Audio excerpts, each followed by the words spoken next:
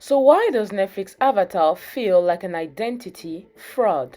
The identity of a work, whether it is a book, a movie, or in this case, a series, is a very simple yet complex notion to pinpoint. If I had to break down how to accurately master the identity of a piece, which, let's be honest, Hollywood desperately needs, given all their failed adaptations, you will literally need to take a day out of work. So let's take it a step at a time. Indeed, there are multiple parameters that build the identity. In this video, we will explore two of those parameters by using Netflix adaptation of Avatar as a case study. And don't forget to subscribe if you'd like to discover the other parameters. Number 1.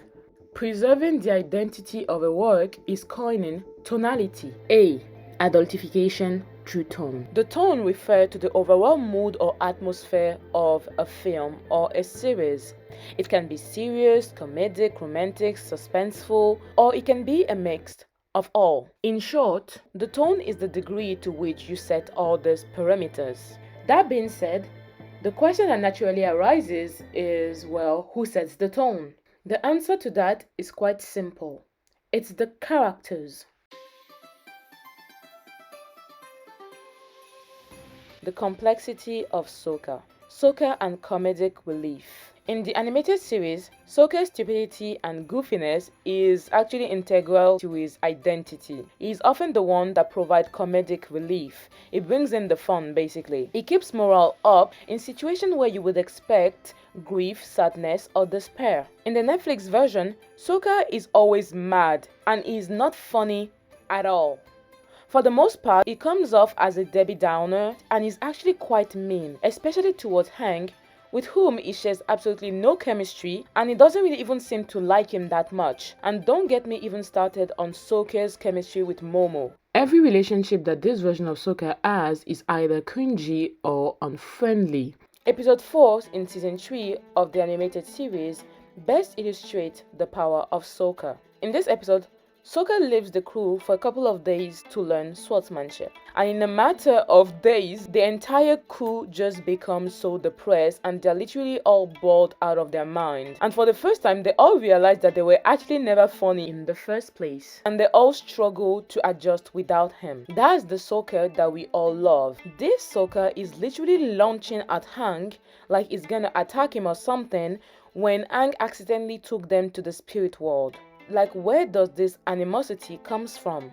In addition to being overly snobby and serious, this version of Sokka lacks nuance and complexity, a blend of maturity and creativity. In the animated version, Sokka often displays a level of skepticism and foresight, which reminds us that he is actually older than Aang and Katara, who are more inclined to give their trust easily and expect the best from people. Furthermore, because Sokka lacks the unfair yet superior advantage of bending, he is forced to develop other skills such as the ability to think outside of the box. Sokka's mind is so unique that he is able to come up with such imaginative stuff that paradoxically makes you question his intelligence sometimes.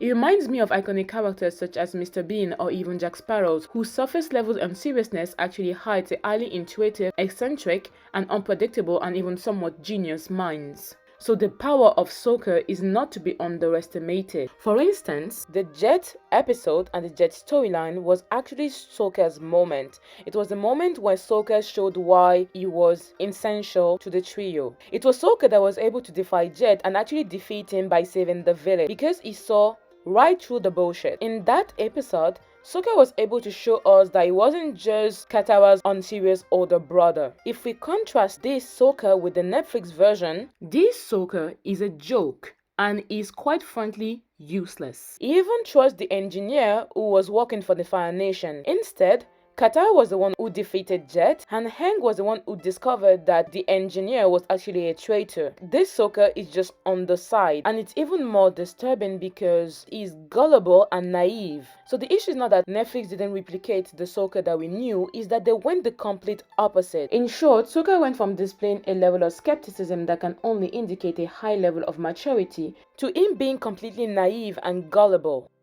So what is the link between studying a character such like Sokka and coining tonality? Well, Sokka embodies the very essence of complexity inherent to Avatar.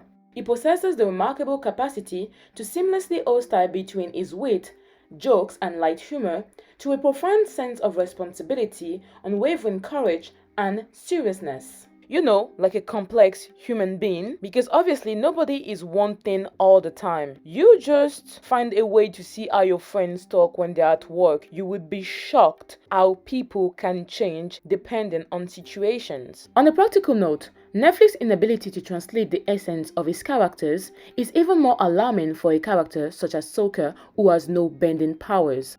If the writers of Netflix are not intentionally keeping Sokka in mind, thus accentuating his strategic skills, his discernment, and his leadership skills, all the while making him lovable by his naturally funny remark, they are running headfirst towards a wall, and they might as well just remove Sokka from the plot altogether. So he's called Sokka, he generally looks like Sokka, but it's not him. Aang, the 100-year-old kid. In the animated version, Aang is, in fact, just a kid. I know, right? Shocking. Aang's story can be summarized in very simple terms. In essence, it revolves around a young boy who discovers that he's the avatar destined to save the world. However, he initially shunned this responsibility.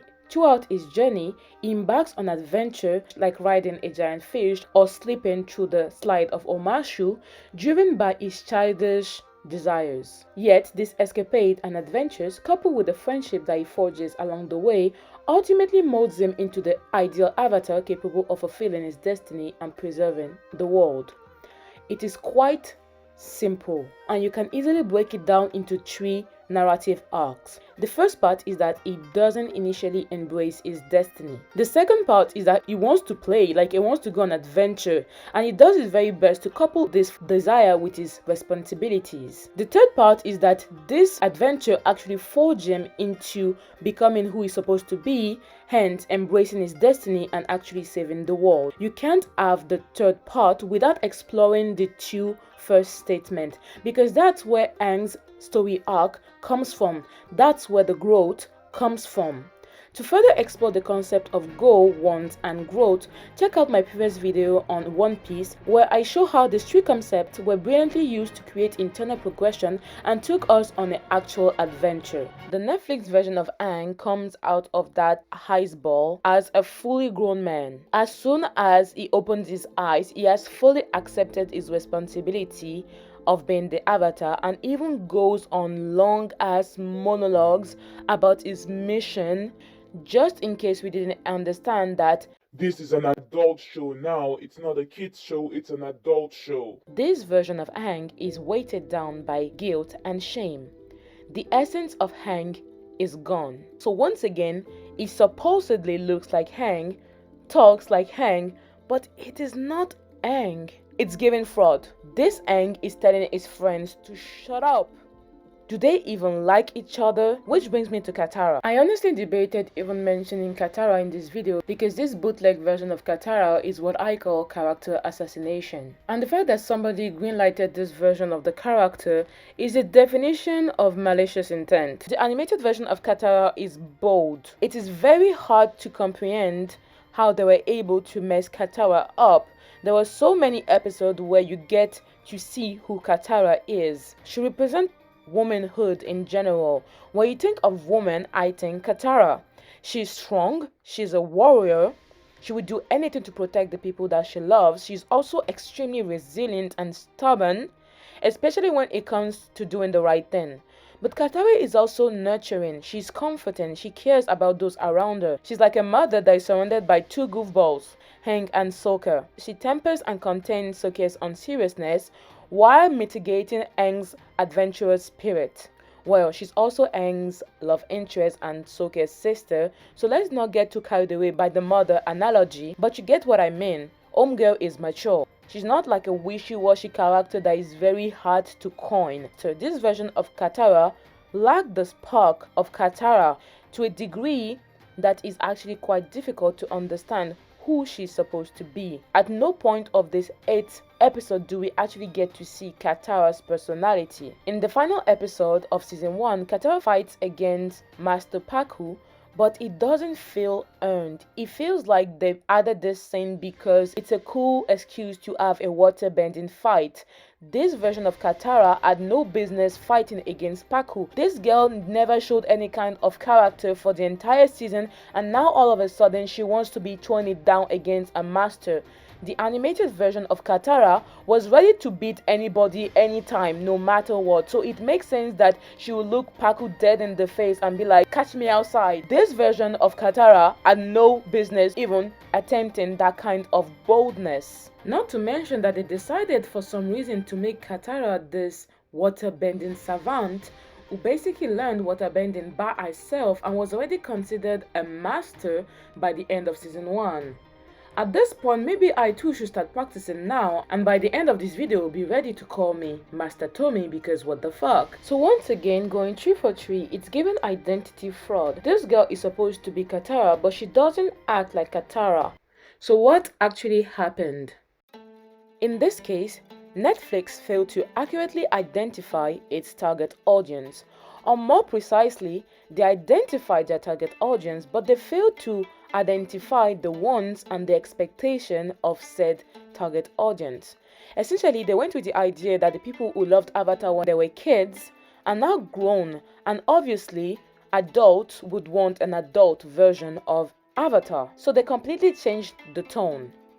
They essentially decided to Game of Thronized Avatar. That's why all the characters are malfunctioning. The identity and the soul of Avatar did not solely reside in the bending or even the world building, but it was in the ability of the show to oscillate between fun adventures and real life deep and serious topics. That's why the animated series is so special. By changing, and I will even say by uniforming the tone and making it very serious, you erase the essence of what made the show special in the first place. Having the ingredients to a secret recipe does not mean shit if you do not have the right combination. In this case, that combination, that mix, creates the tone. So by changing the tone, you change its identity. So we have established that the live action changed the tone, but you might still be persistent and argue that it is in fact a readaptation, so a change in tonality is not very consequential. To that I would answer, wrong. However, this video is already quite long, so check out Identity Part 2 to explore the many consequences of a change of tonality. And if you are early, consider subscribing to get notified when the video actually drops. Don't forget to like and leave a comment about your thoughts on the topic of tonality. It is always very encouraging and it helps the channel grow. See you sooner than later. Stay blessed.